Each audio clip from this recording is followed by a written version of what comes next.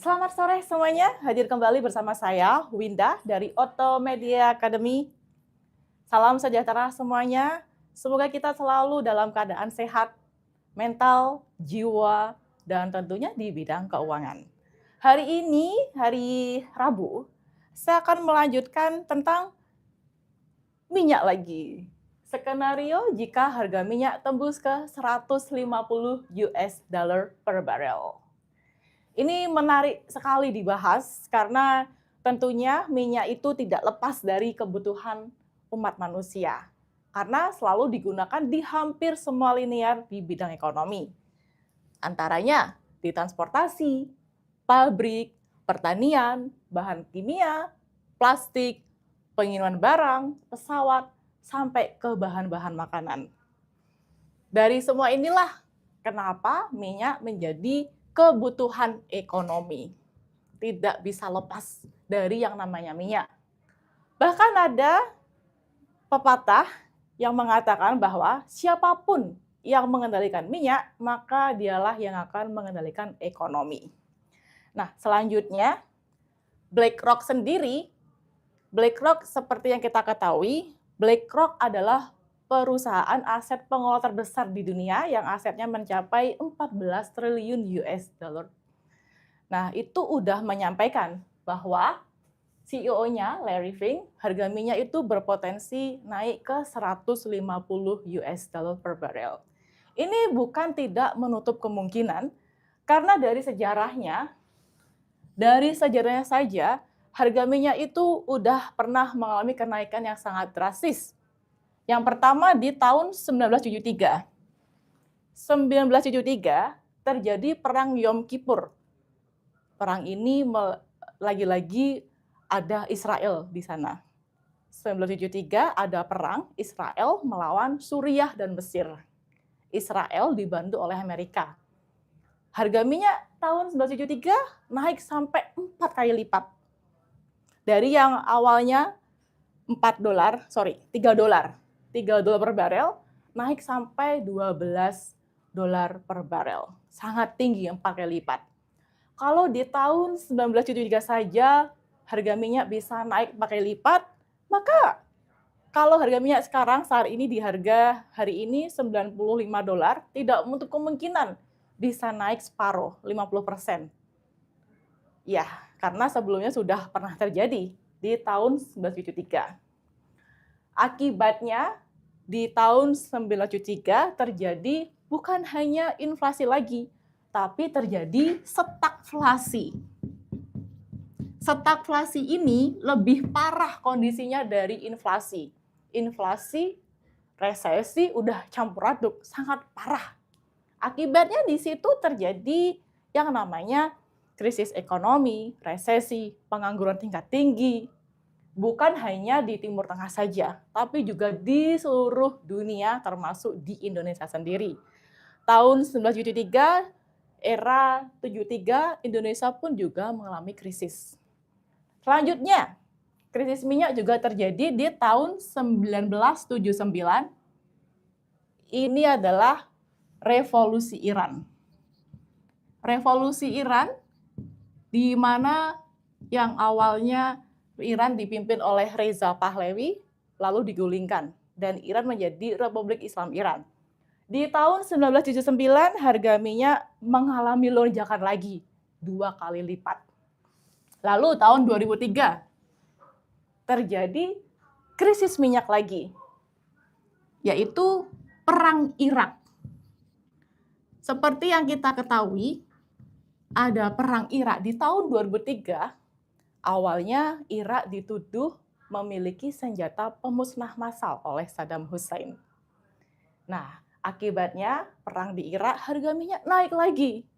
Lalu naik lagi di tahun 2008. Yang awalnya juga dipicu oleh krisis finansial secara global di sini. Di Amerika, harga minyak naik lagi. Dari sejarah ini, terutama di tahun 73, ini sangat berkelanjutan sampai di tahun 74, 75, 76. Efek sampingnya atau side effect-nya dari sini, selain harga minyak naik, dolar pun ikut menguat. USD menguat, di samping itu harga emas juga ikut naik dan terus-menerus membentuk level tertinggi, all time high atau ATH. Krisis minyak, perang, emas naik. Krisis minyak 79, emas naik lagi. 2003, perang Irak, emas membentuk all time high lagi, harga tertinggi. 2008, krisis global, emas naik lagi. Nah, selanjutnya di tahun 2026 sekarang tidak jauh beda. Sebulan yang lalu, emas pun juga mengalami kenaikan yang sangat tinggi dan sempat mencetak rekor tertinggi lagi, all time high, di angka 5.500 per ons ya. Gitu. Nah, selanjutnya dari sini kita bisa simpulkan bahwa dari sejarahnya ketika harga minyak naik, dolar pun naik. Dari sejarahnya minyak tidak mengalami yang namanya crash, seperti halnya gold atau emas tidak mengalami crash. Kalaupun harga minyak mahal sampai ke angka 100 lebih, itu berarti harganya udah sangat keterlaluan, terlalu ketinggian. Karena sejatinya harga minyak dipatok di kisaran 30 sampai 40 US dollar per barrel gitu. Sorry. Selanjutnya yang dibahas adalah bank sentral. Bank sentral kalau di Indonesia kita kenal sebagai Bank Indonesia. Kalau di US ada yang namanya The Fed. Bank sentral pun juga kelabakan. Kalau terjadi krisis minyak sampai 150 US dollar per barrel. Apa bingungnya? Ibarat makan buah si malakama. Yang pertama ketika bank sentral mau menaikkan suku bunga, ketika suku bunganya naik ya, menaikkan suku bunga, itu nanti akibatnya bisa resesi. Tapi ketika menurunkan, suku bunga diturunkan, nanti juga akibatnya mengalami inflasi. Bingung. Ketika suku bunga dinaikkan, terjadi resesi. Atau ekonomi makin hancur. Tapi kalau inflasi terus dibiarkan, nanti ekonomi justru malah semakin melambat. Jadi bank sentral sendiri juga kebingungan. Mau dibuat apa sekarang? Dilema. Takut resesi. Saat harga minyak naik tajam, orang-orang itu lebih prefer untuk menyimpan uangnya. Uang yang harusnya bisa buat belanja, konsumtif, liburan, hiburan, itu malah kebanyakan mau disimpan. Karena mengingat harga minyak naik, nanti harga listrik juga naik, lalu harga oil atau harga bensin juga naik. Gitu. Nah, jadi yang membuat skenario harga minyak sampai naik di atas 150 dolar itu semakin berbahaya karena ekonomi global saat ini itu udah sangat rapuh. Kenapa kok rapuh? Karena di hampir semua negara, utang negara itu udah sangat tinggi. Suku bunga juga tinggi. Termasuk di Indonesia sendiri. Utang di Indonesia itu udah sangat tinggi ya sekarang. Lalu juga pertumbuhan nggak merata. Itu sih salah satu skenario-nya. Dari sini sudah jelas belum, Mas? Jelas ya? Sudah jelas. Jelas ya, oke. Selanjutnya kita akan membahas yang namanya cadangan minyak. Cadangan minyak ya. Ini kalau misalnya cadangan minyak dilepas, harga minyak itu naiknya udah bukan pelan-pelan lagi, tapi langsung boom, meledak. Gitu. Contoh saja, US atau Amerika itu udah melepas cadangan minyaknya di tahun 2002 kemarin, sampai sekarang juga masih melepas. Udah di atas 180 juta barel yang dilepas. Artinya kalau dulu orang itu menganggap ketika harga naik, produksi naik, masalah selesai. Jadi artinya harga minyak naik, produksi naik, banyak pengeboran, terus angka bertambah, masalah selesai. Itu adalah asumsi yang salah. Ini adalah salah. Karena saat ini permintaan minyak itu sudah sangat tinggi, tapi cadangan minyak atau supply itu terus menurun. Bisa dipahami ya? Nah, lanjut lagi ke cadangan minyak. Artinya kalau pasar sudah kehabisan cadangan, harga nggak akan naik pelan-pelan, tapi langsung meledak. Apalagi yang baru-baru ini di Jepang. Di Jepang itu cadangan minyaknya katanya akan habis di sekitar 8 bulan. Nah, itu kalau udah habis, udah kelabakan pastinya. Karena Jepang bukan negara pengekspor minyak, tapi importir minyak. Jadi dikhawatirkan di situ. Apakah nanti ini akan kembali krisis seperti yang terjadi di era sebelumnya, terlebih di tahun 1970. Tapi untuk skenario saat ini itu diprediksi lebih parah. Karena saat ini inflasi udah tinggi, pertumbuhan nggak merata, dan suku bunga udah naik. Jadi ekonomi udah rapuh di dalamnya, di dalam sistemnya. Kenapa sih kok bisa terjadi seperti itu? Dulu kan kita kan nggak mengenal yang namanya minyak. Sebelum 1800 ya, kita kalau masak itu menggunakan yang namanya kayu bakar. Nah, awal terjadi monopoli minyak adalah karena adanya Standard Oil. Perusahaan yang pertama kali melakukan monopoli minyak. Apa sih Standard Oil? Kalau sekarang mungkin Standard Oil udah nggak sepopuler dulu ya, tapi ada perusahaan turunannya, yaitu Exxon Mobil, apalagi Chevron. Selain Chevron, ada lagi yaitu BP. Standard Oil sendiri didirikan oleh John D. Rockefeller. Siapa sih yang nggak kenal Rockefeller? Dalam sejarah umat manusia modern, Rockefeller adalah orang yang terkaya sedunia yang saat ini belum ada tandingannya. Kekayaannya mencapai 400 miliar juta US dollar. Kalau dibandingkan sama Jeff Bezos saat ini kekayaannya 100 miliar US dollar, itu masih kalah. Jadi dalam sejarah umat manusia modern belum pernah ada yang menandingi kekayaan Rockefeller, orang terkaya sedunia. Nah, Rockefeller ini hebatnya tidak hanya membangun bisnis, tapi dia juga yang menciptakan sistem di dunia minyak. Contoh Chevron. Kita ketahui, saya ada cerita di Chevron itu, kita ketahui di Chevron sendiri, itu katanya ada orang dalam yang pernah bilang ke saya, kurang lebih Chevron itu mendapatkan keuntungan atas pengelolaan minyaknya di Indonesia antara 40 sampai 60%. Sisanya itu kemana? Inilah yang juga menjadi pertanyaan. Sebenarnya Indonesia pun juga kaya minyak. Buktinya ada Chevron dan Exxon Mobil di sini. Nah, lanjut lagi ke Standard Oil. Standard Oil yang dulunya itu korporasi, sekarang sudah diturunkan ke yang namanya OPEC, Organisasi Pengekspor Minyak Bumi. Yang dulunya Standard Oil ini adalah korporasi.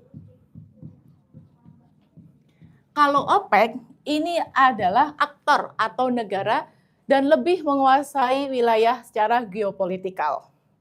Kalau kita lihat, Rockefeller itu membangun mesin dan sistem alias pengendali korporasi, sementara OPEC belajar bagaimana caranya mengendalikan atau pengendali geopolitik khususnya di harga minyak. Sampai sini paham ya, Mas? Paham. Oke. Modern. Kita akan yang selanjutnya bahas modern paralel.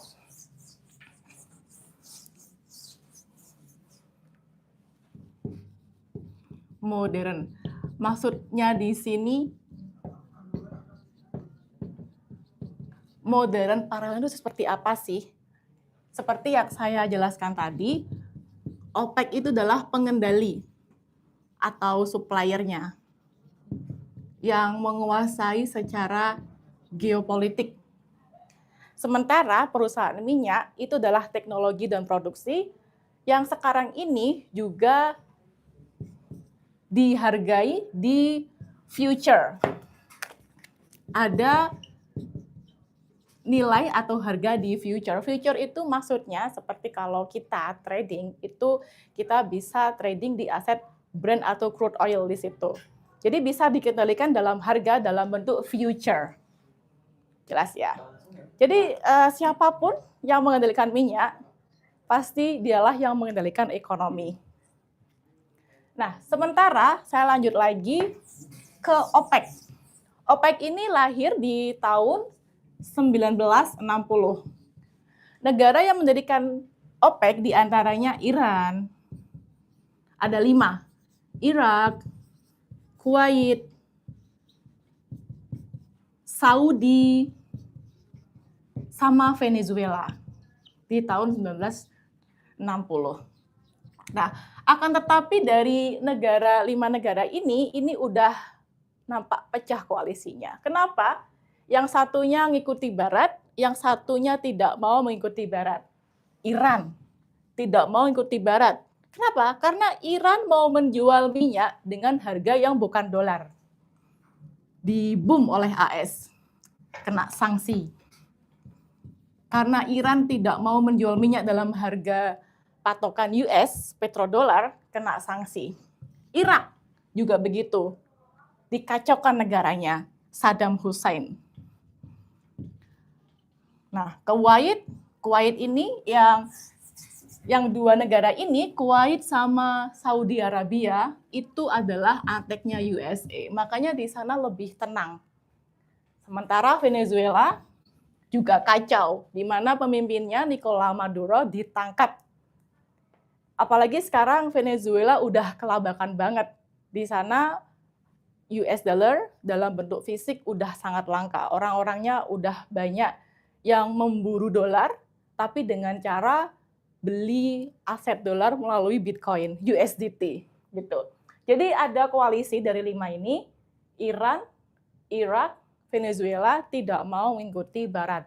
Akhirnya negara dikacaukan. Tapi ketika negara mengikuti Barat, Irak dan Kuwait dan Saudi Arabia mengikuti Barat, negaranya aman-aman saja, tidak ada kekacauan. Gitu. Lalu di tahun 1962, Indonesia pun juga bergabung sama OPEC. 62 Indonesia bergabung sama OPEC, cuma sayangnya Indonesia kayak putus nyambung gitu. 62 masuk, lalu 2009 keluar, lalu 2016 masuk lagi, 2016 keluar lagi, kayak putus nyambung.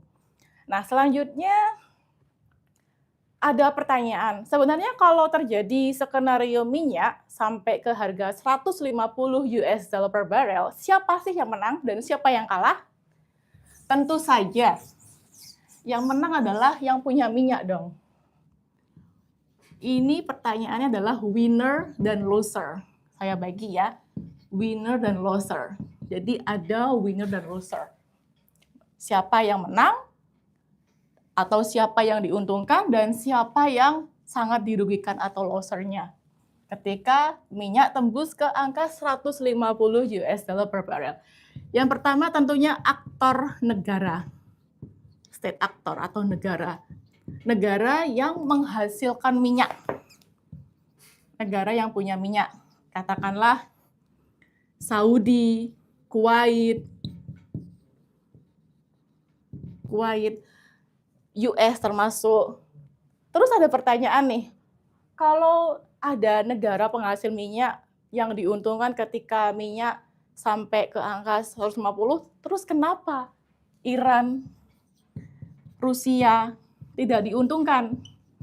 Iran, Rusia, Venezuela tidak diuntungkan. Kenapa? Karena mereka tidak mau mengikuti Barat. Iran tidak mau mengikuti Barat, Iran mau menjual minyak dengan mata uang yang bukan dolar, termasuk Rusia dan Venezuela. Cuma yang saya kagumi dari negara ini misalnya, khususnya Iran sama Rusia, di mana mereka dikenakan sanksi, Iran kena sanksi, Rusia kena sanksi, tapi mereka masih bisa menjaga ekonominya di dalam negeri. Misal, yang pertama, Rusia. Tahun 2014, Rusia kena sanksi ketika mereka menyerang Ukraina. Lalu setelah itu terjadi inflasi yang sangat tinggi di Rusia. Kebetulan di tahun 2014, saya juga berada di Moskow, dampaknya kerasa banget. Ibarat ketika saya dapat gaji misalnya 30 juta per bulan kalau dirupiahkan, karena ada inflasi, gaji saya turun hanya menjadi 15 juta. Itu dampaknya sangat kerasa. Tapi yang saya kagumi, pemerintahnya sangat melindungi rakyatnya di Rusia ini. Artinya walaupun kena inflasi, tapi harga-harga di dalam negeri di Rusia itu sangat murah, bisa kejangkau semua. Termasuk juga di Iran. Harga minyak di Iran itu hanya 500 perak per liter, sangat murah. Nah, sebelumnya saya pernah naik taksi ya. Beberapa tahun yang lalu ketika saya naik taksi dari bandara di Tehran sampai menuju ke kota, itu jaraknya 20 km.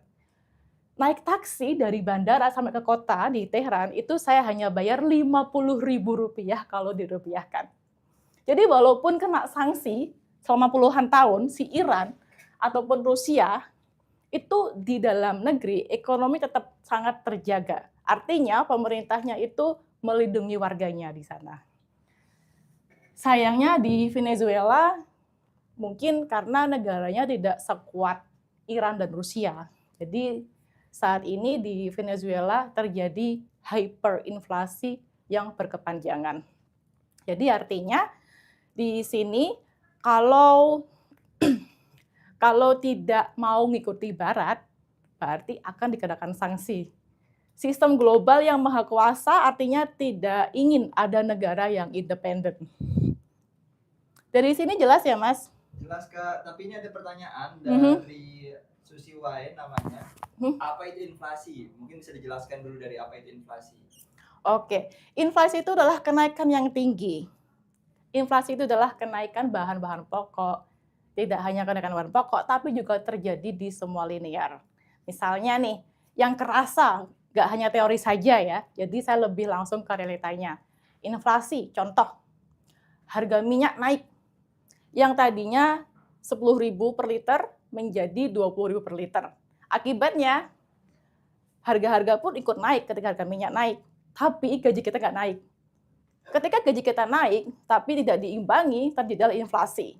Itu contoh. Contoh yang kedua adalah, nah, kalau di tahun 2000, harga emas itu kurang lebih di angka katakanlah 500.000 per ons atau per gram. Katakanlah 500.000 per gram. Sekarang harga emas sudah 3,5 juta per gram. Tapi gaji kita nggak naik, tetap itu aja. Artinya kena inflasi. Itu ya contoh realita inflasi. Ada pertanyaan lain? Ini nggak pertanyaan sih, ada statement dari Kak Ada 6211, petrodolar sudah berakhir katanya. Petrodolar sudah berakhir, kata siapa? Oke. Apakah petrodolar sudah berakhir? Jadi harga minyak itu ditetapkan dalam bentuk USD. Makanya disebut sebagai petrodolar. Itulah kenapa ketika harga minyak naik, dolar pun ikut naik. Karena harga minyak udah ditetapkan dalam bentuk dolar. Nah, ketika ada yang bilang dolar sudah selesai, itu secara realita enggak ya.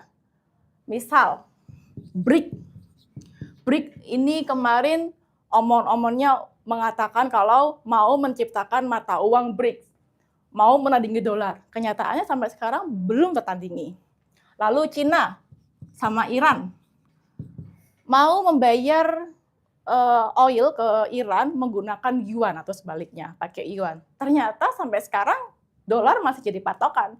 Kalau misalnya dolar sudah selesai, berarti di mana-mana tidak diterima dolar atau mengurang jumlah dolar.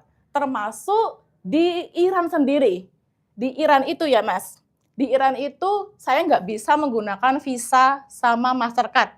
Termasuk di Rusia. Karena saya sudah pernah ke Rusia, ke Iran juga pernah. Di sana nggak menerima Visa dan Mastercard. Tetapi ketika saya bawa dolar, diterima semua. Termasuk di Zimbabwe.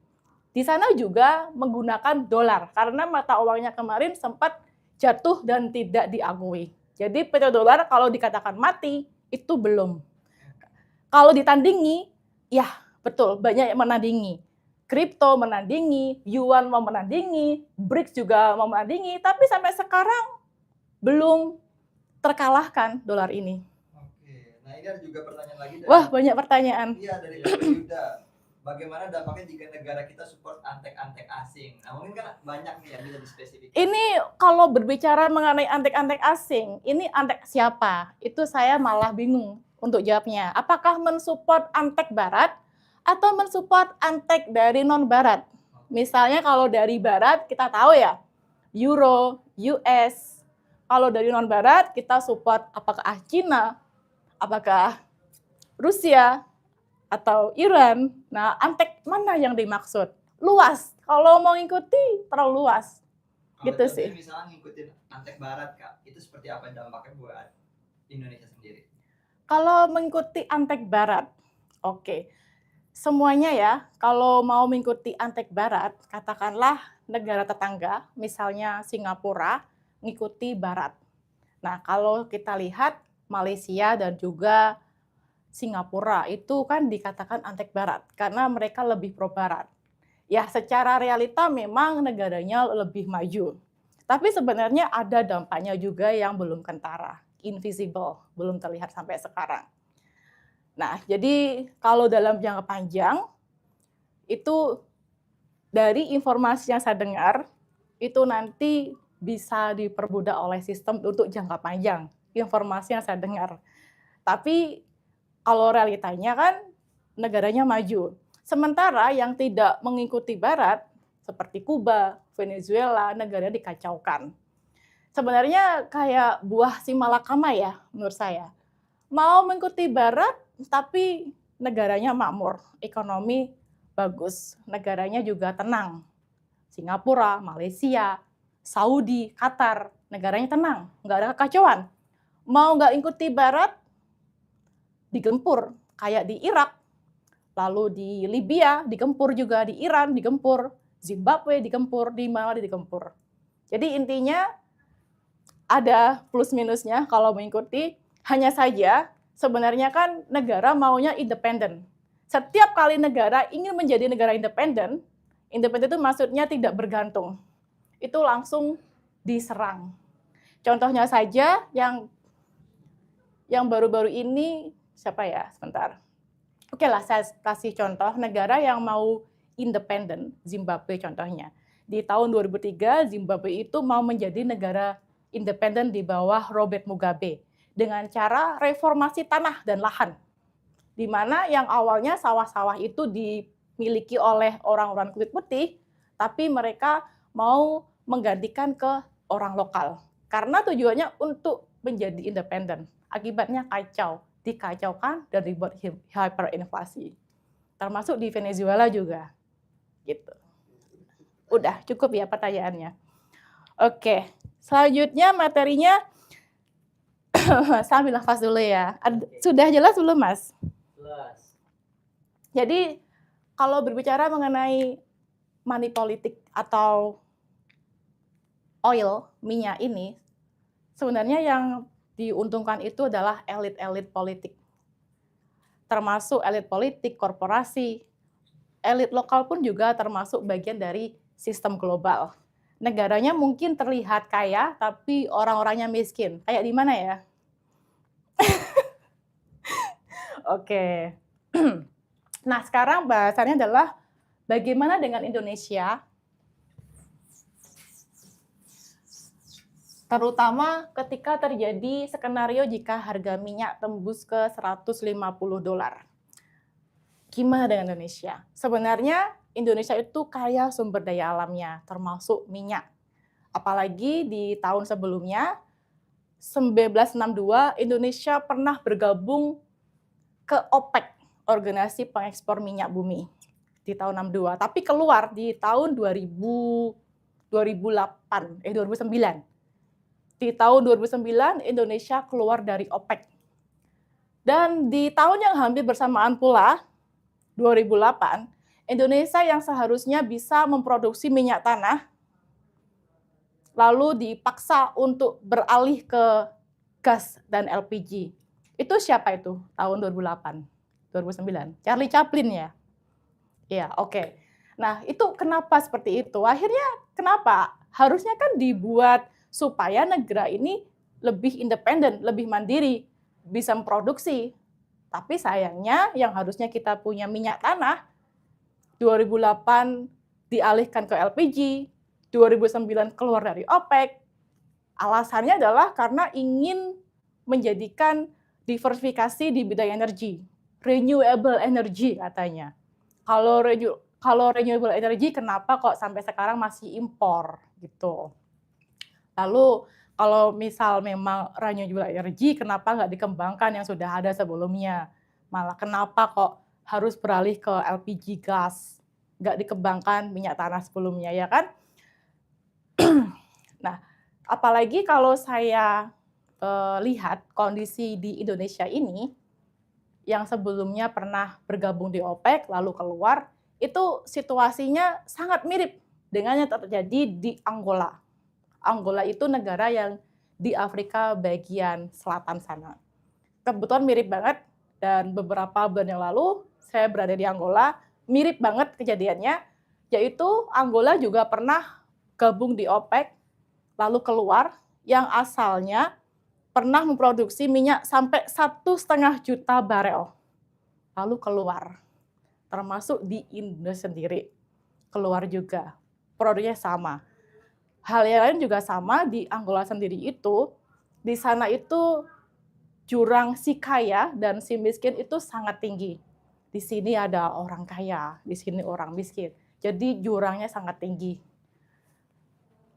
Gapnya sangat tinggi di sana. Itulah kenapa situasinya sangat mirip dengan Angola. Kalau dulu, apalagi di tahun 1970-an, Indonesia itu sempat punya per barel itu memproduksi kurang lebih 1,5 ya, sama kayak Angola. Lalu di angka 25%, ini yang dibutuhkan. Produksi 1,5 juta per barel, tapi hanya mengkonsumsi sekian, 25%. Artinya 75% ini bisa diekspor. Tapi sayangnya, yang seharusnya Indonesia itu kaya, tapi semenjak era Indonesia berdiri, sudah dikorupsi dan dibawa entah kemana. Gitu sih. Ada pertanyaan nggak, Mas? Jadi pertanyaannya adalah, kenapa sih bisa terjadi seperti itu? Kenapa cuma 25% itu yang bisa ada angka itu? 20%, iya. Ini yang saya baca sebelumnya dari buku profesor, saya lupa ya. Jadi waktu itu Indonesia itu, bentar ya, Indonesia itu punya 486. Ya, mohon saya nyontek dikit ya datanya supaya nggak salah. Ini di tahun 65 produksi minyak per barel di Indonesia. Tapi konsumsinya cuma 25%. Nah, artinya kan di tahun 1965 kan berarti masyarakatnya belum banyak dan juga produksi banyak, tapi masyarakatnya belum sebanyak sekarang. Artinya yang dikonsumsi hanya 25%. Nah, seharusnya 75% itu yang diekspor. Maka dari itu Indonesia sempat menjadi OPEC karena mengalami yang namanya surplus. Apalagi puncaknya di tahun 1977. Di mana produksinya itu sampai di angka 1,6 juta per barel. Ya kan? Makanya nggak heran kenapa kok era Soeharto penak zamanku toh gitu. Dan keluar di saat era reformasi zaman Pak SBY. Kenapa kok bisa sampai enak? Zamanku toh ya enak, karena kita masih gabung di OPEC. Seperti yang saya katakan, siapapun yang bisa mengendalikan minyak, itulah yang mengendalikan ekonomi. Ada pertanyaan? Oh berarti harusnya ketika kita keluar dari OPEC dan menggunakan LPG, minyak kita kan harusnya lebih banyak ya, karena bukan untuk kebutuhan sehari-hari ya. Harusnya ekspor lebih banyak gitu ya, berarti ya. Tapi kenapa kenyataannya malah jadi kita kekurangan sendiri gitu? Itu ada, aduh gimana ya, nggak bisa saya jawab secara lantang ya, tapi hanya saya bisa berikan gambaran, Mas. Karena seperti yang kita ketahui, di Indonesia itu kan ada yang namanya Chevron. Chevron itu kan perusahaan minyak turunannya Standard Oil. Chevron ini di Sumatera, kebetulan saya ada orang terdekat, di mana beliau juga pernah bekerja di Chevron, gitu. Nah, katanya Chevron ini kurang lebih dapat di angka 40-60% masuk ke Chevron. Lalu sisanya ini kemana gitu loh. Dan saya nggak perlu jawab ya. Gitu sih. Ada pertanyaan lagi? Cukup ya? Oke, pembahasan minyak ini sebenarnya sangat panjang. Ini adalah episode kedua. Episode ketiga saya masih ada lagi besok di jam 4 sore ya. Terima kasih, saya Winda dari Otomedia. Selamat sore, dah.